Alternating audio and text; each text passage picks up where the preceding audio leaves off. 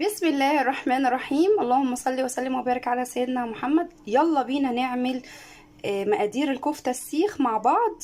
هتعجبكم جدا جدا الطريقة دي. جبت نص كيلو لحمة مفرومة وحطيت عليها تفل بصلاية كبيرة، تمام، وهخلي المية بتاعتها على جنب. طيب هحط ايه عليها؟ هحط حبة ملح، فلفل اسود، وهحط حبة بيكنج باودر.